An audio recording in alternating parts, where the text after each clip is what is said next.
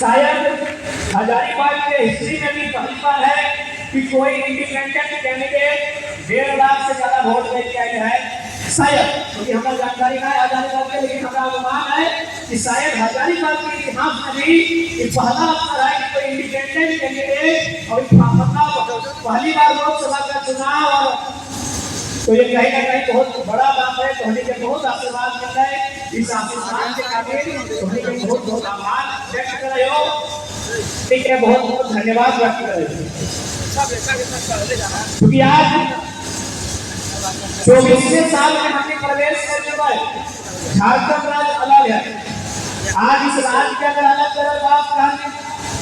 तो रामगढ़ जिला, हजारीबाग जिला, क्योंकि पूर्व में रामगढ़ जिला हजारीबाग जिला के अंश है, यानी इस जिला के भली भांति मालूम है कि किस प्रकार से अलग झारखंड राज्य की लड़ाई लड़ी है। इस जिला में असंख्य नेतृत्व थे, जगह में एक यादगार नाम टेकलाल बाबू के हमेशा आवा है। ऐसा असंख्य महापुरुष थे, आंदोलनकारी है, जो उस साल खंड में जब विनोद बाबू के दौर है, उस समय में इस क्षेत्र से भी असंख्य लोग अपन घर से बाहर निकल के अपन आने वाला पीढ़ी के अलग झारखंड राज्य के निर्माण में अपन भूमिका दे रहे हैं। यहाँ जितना धन बैठे हैं, हमारा पूरा विश्वास है कि तोहनी ई पीढ़िया ना सही, एक से पिछलका पीढ़िया में कोई ना कोई तो जरूर हो कि झारखंड राज्य अलग करेंगे, या तो जेल में रखो, या तो पुलिस के लाठी का रखो, या तो केस मुकदमा के सामना कर रहे हो, चाहे कोई पिताजी रहे तो रोसा रहे, पिता रहे, या कोई रहे, यहाँ जितना धन बैठे जरूर आंदोलन के परिचय था, जरूर गरीब से कोई झारखंड आंदोलन के देख रहा कि कितना तकलीफ से, कितना मेहनत से और कितना संघर्ष से हमने के ऊपर झारखंड राज्य अलग करके लगा। लेकिन एक सवाल है कि आखिर अलग झारखंड राज्य किस लिए, हमने अलग झारखंड राज्य के लिए आज 24 साल के बाद भी हमने कि नया पीढ़ी सवाल कर रहा है कि अलग झारखंड राज्य करना आखिर की मकसद है अलग झारखंड राज्य, तो हमें बताओ किस मकसद के साथ हमने पूर्वज अलग झारखंड राज्य के निर्माण कर। मकसद क्या है कि जब झारखंड राज्य अलग हो जाए तो झारखंड के जनमानस कम से कम अपना अधिकार में, अपना शिक्षा, स्वास्थ्य, रोजी रोजगार के मौका मिले। लेकिन आज दुर्भाग्य के बाद तो आज कुछ दिन पहले भी हमने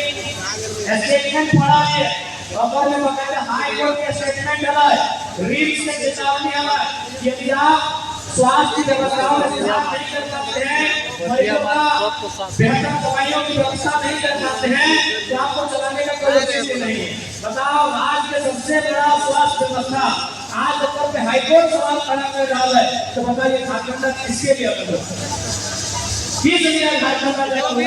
हमारी स्वास्थ्य व्यवस्था लचर है, हमारी शिक्षा व्यवस्था लचर है, रोजगार के लिए हमारे पढ़े लिखे डिप्लोमाधारी बीटेकधारी नौजवानों को गुजरात करना पड़ता है। तो बड़ा दुर्भाग्य की बात है कि आज आके हम इसके लिए बनाए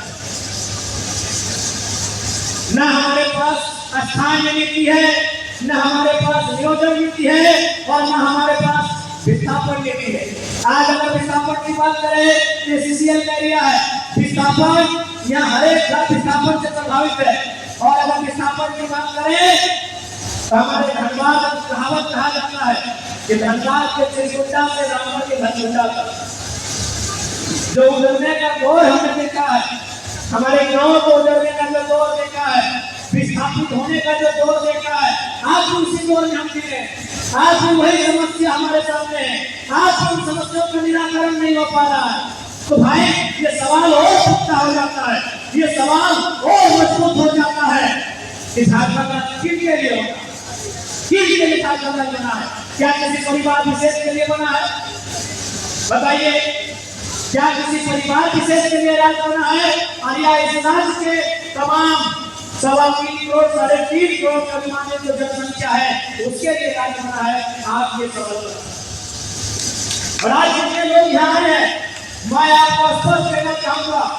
आप अपने दिल में हाथ रख के कहिएगा कि यदि झारखंड राज्य अलग करने का उद्देश्य पूरा हो चुका है तो हम लोग चुनाव में नहीं आएंगे,